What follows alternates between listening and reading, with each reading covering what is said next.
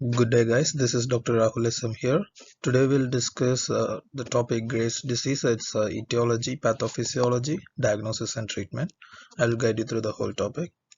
So, guys, starting with the introduction of Graves' disease, it is an autoimmune condition. So, it is the most common cause of hyperthyroidism, which affects mostly females than males in age group between 20 to 40 years. So, this autoimmune condition is associated with the circulating TSH receptor antibodies. So what is the role of TSH receptor in the thyroid gland? So the TSH receptor actually mediates the activating action of TSH to the thyroid gland so that the thyroid hormones are produced. So next we'll speak about the etiology of Graves' disease. So starting with the genetic predisposition, the 50% of patients who presents with Graves' disease, they actually have a family history of autoimmune disorders such as type 2 diabetes mellitus, Hashimoto's thyroiditis, pernicious anemia. So they are associated with HLA-DR3 and HLA-B8 alleles. So mutation of these alleles cause Graves' disease. So as we discussed already, it is an autoimmune disorders, and that is why B and T lymphocytes are associated. And we'll speak about the triggers. What triggers Graves' disease? So we'll start with the infectious agents, bacteria such as Yersinia enterocolitica and Borrelia burgdorferi. So these bacteria has been shown to mimic the homologies between the bacteria's protein constituents and thyroid autoantigens. And the stress such as post-surgery trauma and psychological trauma can also trigger Graves' disease. And pregnancy is the most important factor in for patients with Graves' disease, and environmental factors such as smoking, drugs, irradiations, and endocrine disruptors, they cause Graves' disease. So next we'll discuss the pathophysiology of Graves' disease, starting with the general mechanism. So as we discussed already, it is B and T cell mediated autoimmune disease. So that in turn results in the production of IgG against the TSH receptor, which is type 2 hypersensitivity reaction. So that leads to hyperthyroidism and diffuse goiter. So the next one is thyroid associated ophthalmopathy. So here the B and T cells infiltrate retroorbital space targeting the orbital fibroblast. So that leads to local inflammatory response that leads to the fibroblast proliferation and differentiation to adipocytes. So that in turn leads to the production of hyaluronic acid and glycosaminoglycans and increased amount of adipocytes. So that increases the volume of intraorbital fat and muscles tissues. So the preorbital findings are exophthalmos, lead retraction, and disturbances in ocular motility causing diplopia. So diplopia is double vision. So the patient with Graves' disease presents with the double vision as well. So the in conclusion, so the patient also presents with pretibial myxedema, where the dermal fibroblast stimulation and deposition of glycosaminoglycans in the connective tissues. So the role of glycosaminoglycans in the body is to regulate the mechanical properties of a tissue, such as cell proliferation, the growth factor signaling. So that results in pretibial myxedema. So next we'll study about the clinical features of Graves' disease. So as we discussed already, the most common cause of hyperthyroidism is Graves' disease. So the patient certainly presents with symptoms of hyperthyroidism such as weight loss, heat intolerance. As we know already, the most important function of thyroid gland is regulating the basal metabolic rate of the body. So in hyperthyroidism, there's increase in basal metabolic rate. So even though the patient has increased appetite, so the patient presents with weight loss, heat intolerance because the body is producing more heat.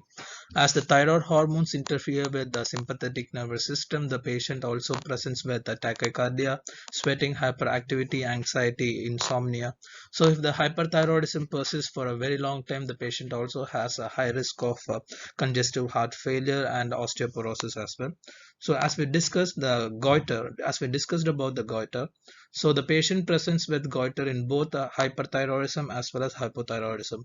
So here the patient presents with smooth, uniformly enlarged goiter. As I told you, the term diffuse, which means the whole of the thyroid gland is involved in inflammation.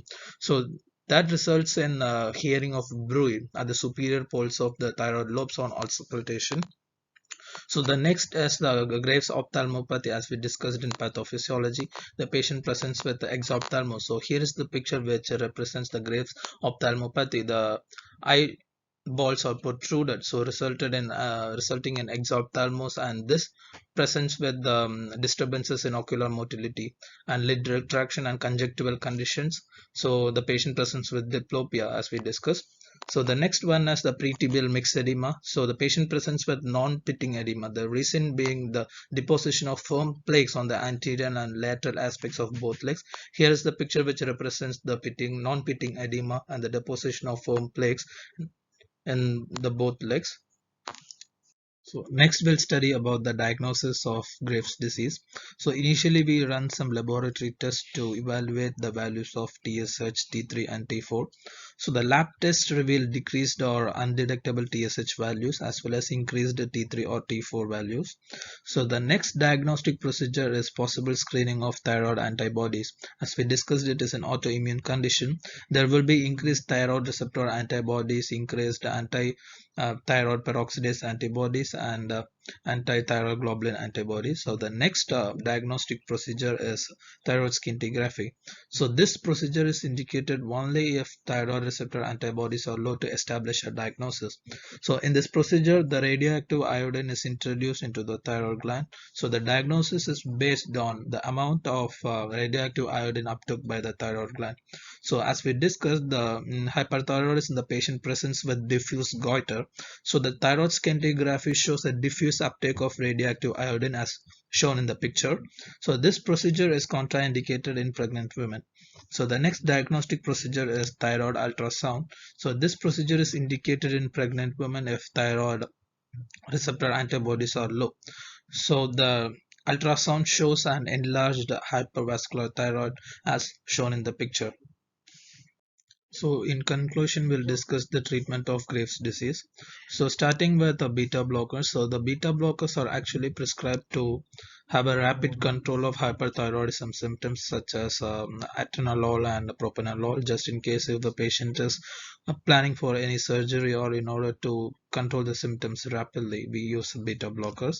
So the next one is antithyroid drugs such as methimazole, carbimazole, and propylthiouracil. So the next one is a radioactive iodine ablation. So this therapy is considered a first-line therapy in non-pregnant patients with small goiters. So this procedure is considered as a second-line therapy in patients who relapse after a long therapy with antithyroid drugs.